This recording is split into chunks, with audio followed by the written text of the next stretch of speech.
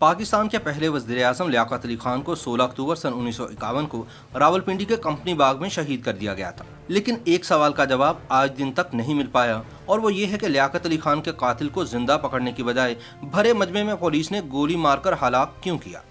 अगर कायदे मिल्लत का कातिल जिंदा पकड़ा जाता तो पाकिस्तान के पहले वज़ीर-ए-आज़म की शहादत के पीछे कारफरमा लोग बेनकाब हो जाते, और शायद इसी वजह से कातिल को भी मौका वारदात पर ही मार दिया गया। एम.एस. वेंकटरामानी अपनी किताब पाकिस्तान में अमेरिका का किरदार में लिखते हैं कि पाकिस्तानी हुकाम ने लियाकत अली खान के कातिल सैयद अकबर को एक अफगान शहरी करार दिया। अफगान हुकूमत के तर्जुमान ने फौरन पुरजोर दावा किया कि अकबर को उसकी कौम दुश्मन सरगर्मियों की बिना पर अफगान शहरियत से महरूम किया जा चुका था और अंग्रेज हुकाम ने इसे सूबा सरहद में पनाह दे रखी थी।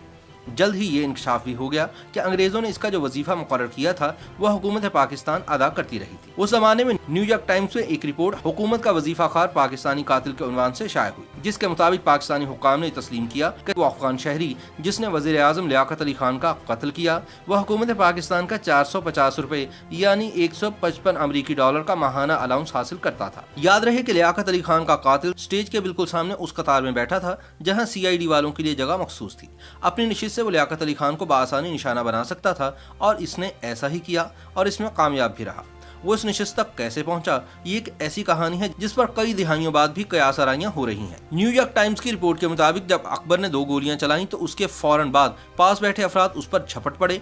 उन्होंने मार मार कर उसके टुकड़े कर दिए। उस पर गोलियां भी चलाई गईं और इनमें कम से कम एक गोली एक पुलिस अफसर ने चलाई थी, जिसने बादशाह ये गवाही दी कि गोली चलाने का हुक्म उसे एक आला अफसर ने दिया था। यहाँ सवाल ये पैदा होता है कि क्या पुलिस के तरबियत याफ्ता एहलकार ये नहीं जानते थे कि कातिल को जान से मारने की बजाय जिंदा गिरफ्तार करना जरूरी है। जब इतने सारे लोग कातिल पर झपटे होंगे जिन्होंने उसके टुकड़े टुकड़े कर दिए हों, तो उसके बाद वो यकीनन इस पोजीशन में नहीं होगा कि अपने पिस्तौल का मजीद इस्तेमाल करे। तो सवाल ये पैदा होता है कि फिर क्या वजह थी कि एक आला पुलिस अफसर ने इसके बावजूद उसे गोली मारने का हुक्म दिया, और उनके इस हुक्म पर फौरी अमल दरामद भी हो गया। लियाकत अली खान के कत्ल का मामला बिल्कुल वैसा ही है जैसा कि सन 2007 में बेनजीर भुट्टो की शहादत के बाद हुआ, जिसके फौरन बाद रावलपिंडी फायर ब्रिगेड के अमले ने जाए वकुआ को पानी के जरिए धोकर चमका डाला।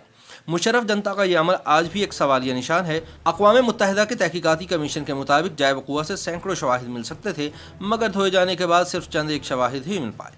पाकिस्तान में लियाकत अली खान से लेकर बेनजीर भुट्टो तक जितने भी सियासी लीडर कत्ल हुए, उनके कत्ल की साजिश किसने, कब और क्यों तैयार की, ये आज भी एक राज ही है। लियाकत अली खान के कत्ल की तहकीक करने वाले अफसर और इस हवाले से तमाम दस्तावेजात एक हवाई हादसे में अंजाम को पहुंच गई।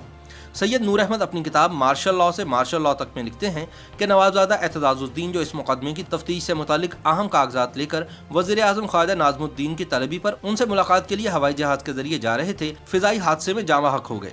हवाई जहाज को यह हादसा जेहलम के करीब पेश आया, जहाँ किसी अंदरूनी खराबी की वजह से जहाज को आग लग गई और मुसाफिर, उनका सामान और लियाकत अली खान के कत्ल के मुकदमे से मुतालिक तमाम अहम कागजात भी नजर आतिश हो गए। लियाकत अली खान की शहादत के बाद जो नई काबीना बनी थी उसमें नवाब मुश्ताक अहमद गुरमानी को, जो इससे पहले वजीर बराए अमूर कश्मीर थे, वजीर दाखिला का ओहदा मिल गया था। कत्ल के मुतालिक तफ्तीश बेनतीजा रही तो लामहला गुरमानी साहब को एतराज़ात का निशाना बनना पड़ा। इन एतराज़ात से बचने के लिए उन्होंने बहुत देर बाद एक मरहले पर इंग्लिस्तान के स्कॉटलैंड यार्ड की मदद हासिल की और वहां से एक माहिर सुरागरसां को बुलाकर तफ्तीश पर मामूर किया, लेकिन ये इक़दाम भी महज इत्माम हुज्जत साबित हुआ। इससे लियाकत अली खान के कत्ल के असबाब पर कोई रोशनी न पड़ सकी।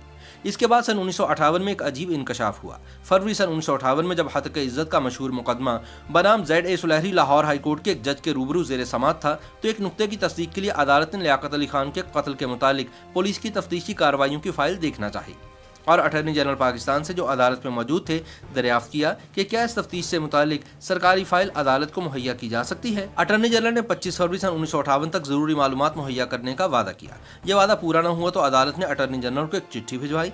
उसने जवाब में कहा कि मुतल्लिका फाइल हुकूमत मगरबी पाकिस्तान के चीफ सेक्रेटरी की तहवील में है।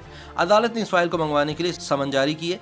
1 अप्रैल सन 1958 को सूबाई हुकूमत के एडिशनल एडवोकेट जनरल ने अदालत के सामने पेश होकर बयान किया कि मुतल्लिका फाइल गुम हो चुकी है और उसकी तलाश की जा रही है, और फिर इसके लिए मोहलत भी मांगी गई। 8 मार्च को CID के एक अफसर ने अदालत को मुत्तला किया कि तलाश के बावजूद फाइल का कोई पता नहीं चल सका, लिहाजा हुकूमत इसे पेश करने से माजूर है।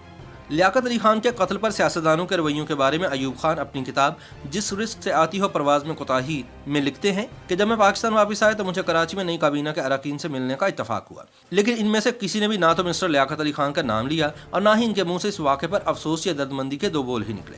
गवर्नर जनरल गुलाम मोहम्मद भी इस हकीकत से बेखबर थे। इन हजरात में से हर एक ने खुद को किसी न किसी तरह तरक्की के बाब अरूज पर पहुंचा दिया था। वजीर आजम लियाकत अली खान की मौत ने गोया इनके लिए तरक्की की नई राहें खोल दी थी। इस बात से दिल में हद दर्जा कराहत और नफरत पैदा होती थी। बात तो बेशक तलख है, लेकिन मुझे ऐसा महसूस हुआ कि जैसे इन सब लोगों ने इत्मीनान का सांस लिया हो कि वाहिद शख्सियत जो इन सबको काबू में रख सकती थी दुनिया से उठ गई है। YouTube पर गूगली न्यूज देखने के लिए youtube.com की सर्च बार में गूगली न्यूज टीवी टाइप करें। गूगली न्यूज के पेज पर सुर्ख रंग के सब्सक्रिप्शन वाले बटन पर क्लिक करना ना भूलिए। YouTube पेज पर अपलोड होने वाली वीडियोस से बाखबर रहने के लिए बेल आइकन पर क्लिक कीजिए। आपको हर नई वीडियो के बारे में नोटिफिकेशन मौसूल हो जाएगा।